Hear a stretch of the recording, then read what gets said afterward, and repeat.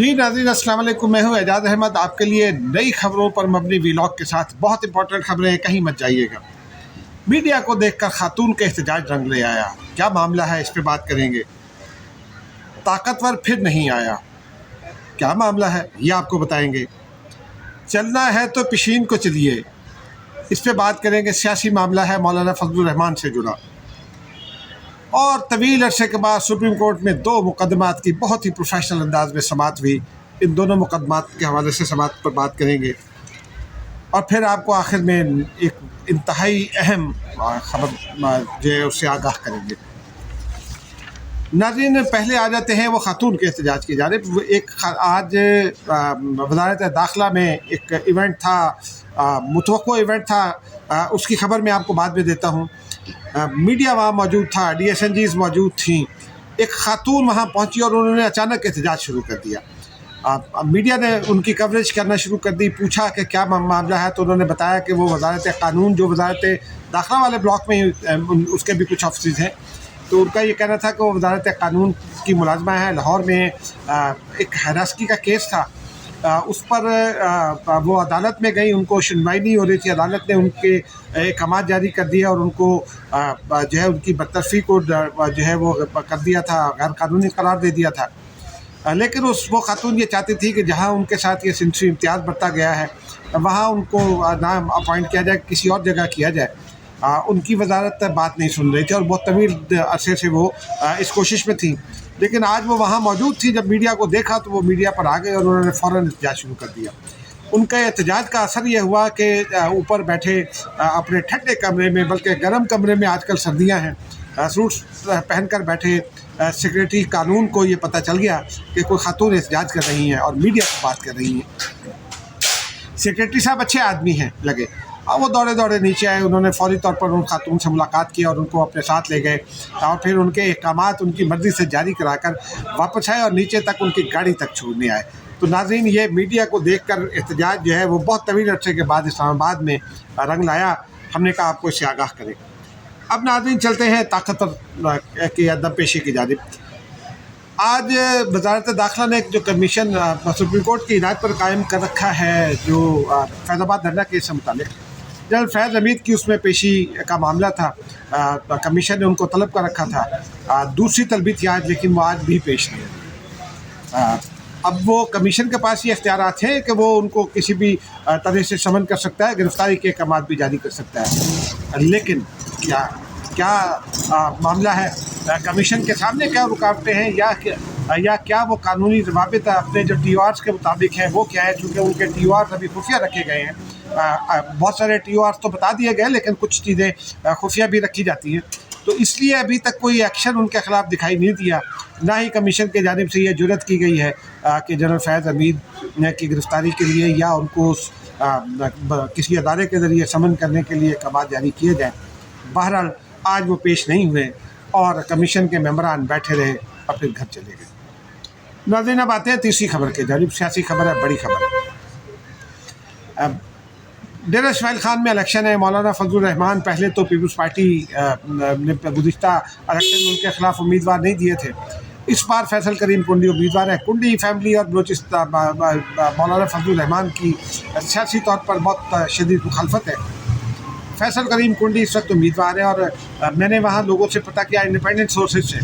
मौलाना फजलुर रहमान ने आपको 2 रोज़ पहले भी बताया था कि पिशीन से मौलाना फजलुर रहमान क्यों लड़ना चाहते हैं, लेकिन उस हल्के की जो डायनामिक्स है उस पर आज बात करते हैं।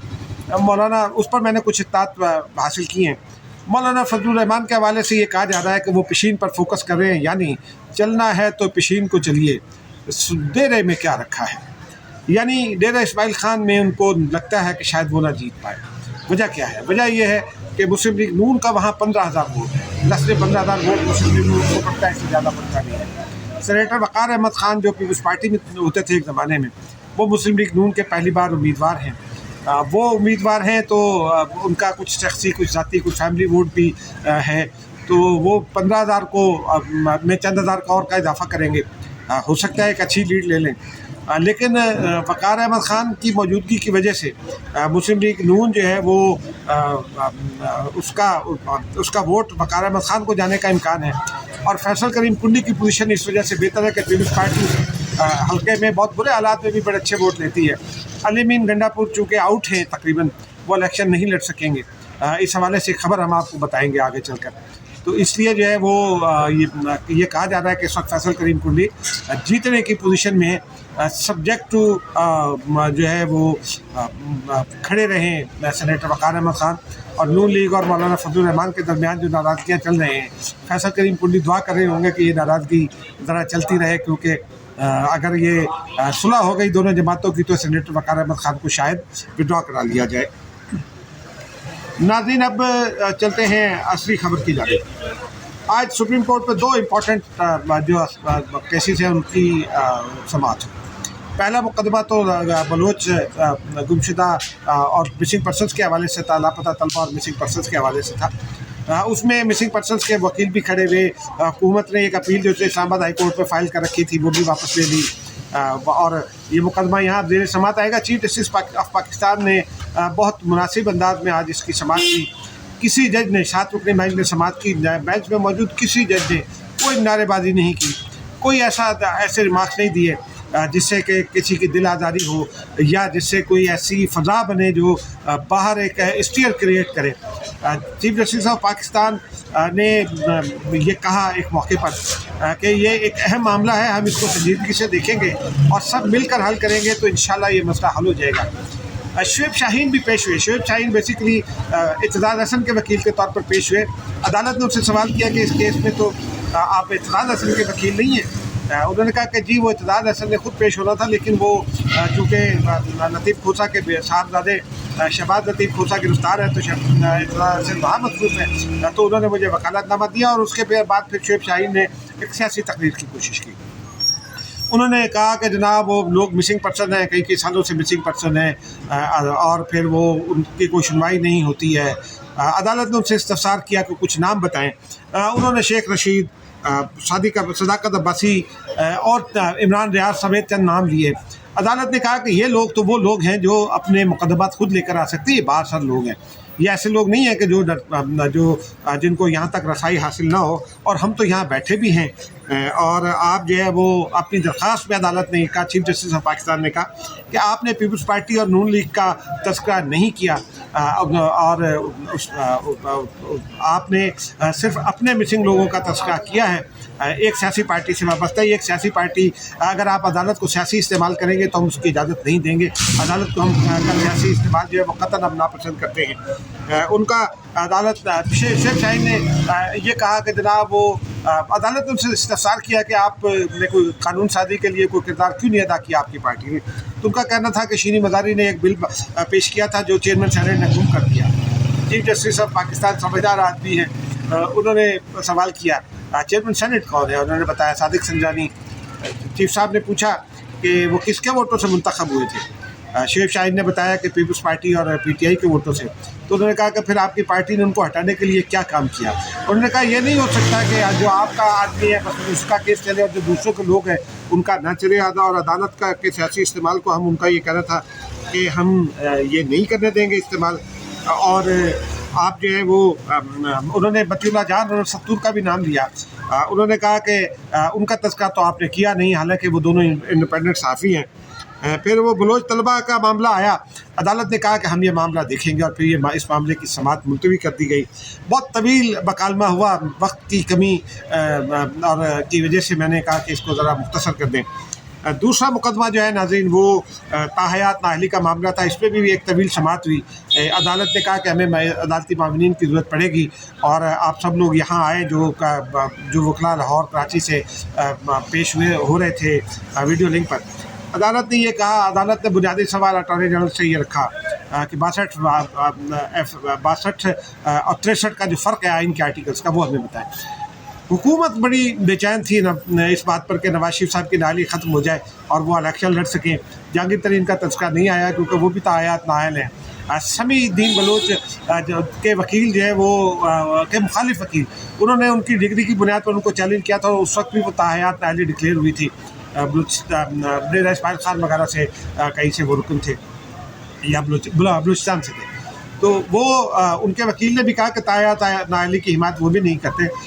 پھر اٹارنی جنرل نے کہا کہ وہ جو قانون سازی ہے الیکشن ایکٹ کے تحت اس کی وہ حمایت کریں گے. عدالت نے یہ کہا کہ جسٹس منصور علی شاہ نے بہت بنیادی سوالات اٹھائے.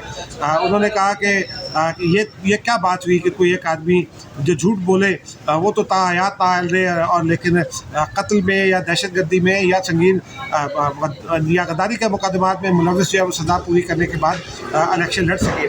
تو عدالت اس فرق کو دیکھے گی. عدالت نے یہ کہا کہ جو شیب شاہین تھے وہ ان کا یہ موقف تھا کہ عدالت ہدایت کرے پارلیمان کو کہ وہ اس پر قانون سازی کرے.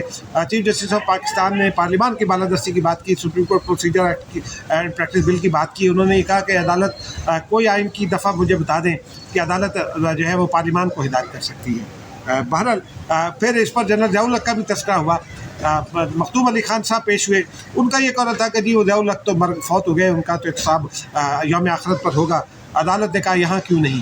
عدالت نے ان سے یہ کہا کہ جس شخص نے آئین توڑا کیا وہ اس کا احتساب نہیں ہونا چاہیے. چیف جسٹس آف پاکستان نے بڑے دلچسپ مارکس بھی دیے. انہوں نے یہ کہا کہ کوئی شخص میرے بارے میں کچھ کہتا رہے تو میں اس کو عدالت میں کیوں گھسیٹوں, اور میں تو نہیں چاہوں گا کہ وہ تاحیات نااہل ہو. تاہم قانون سازی عدالت نہیں کر سکتی. عدالت اس معاملے کو دیکھے گی اور اس کی سماعت بھی جمعرات تک ملتوی ہو گئی. اب دیکھیے آگے کیا نکلتا ہے. ضیاء الحق کا تذکرہ بھٹو کیس میں تو ہونا ہی ہونا ہے, اس کیس میں بھی ضیاء الحق کا تذکرہ ہو گیا اور ابھی بھی آئندہ بھی ہوتا رہے گا. تو اور ضیاء الحق کے لیے یہ کوئی اچھی بات شاید سامنے نہ آئے. ہو سکتا ہے اس میں ان کے حوالے سے بھی کوئی فیصلہ آ جائے. ناظرین اب آپ چلتے ہیں بڑی خبر کی جانب. فیصلہ یہ ہو گیا ہے کہ 9 مئی کا جو بھی کردار ہے وہ الیکشن نہیں لڑ سکے. یہ اس کے لیے کسی قانون کی ضرورت پڑی یا ضوابط میں تبدیلی کی ضرورت پڑی, آرڈیننس کی ضرورت پڑی, یہ سب کیا جائے گا. لیکن 9 مئی کا وہ کردار جس کے حوالے سے شواہد موجود ہے اور ثبوت موجود ہے, وہ قاسم سوری ہو, وہ عمران خان ہو, شاہ محمود قریشی ہو یا کوئی دوسرا ہو, یاسمین راشد ہو, صنم جاوید ہو, 9 مئی کا کوئی کریکٹر جس کے بارے کے خلاف ثبوت موجود ہے وہ پارلیمان نہیں پہنچے گا. یہ ہم نے کہا کہ آپ کو بڑی خبر تھی, ہم نے کہا آپ تک پہنچائے. مجھے اجازت دیجیے. خدا حافظ.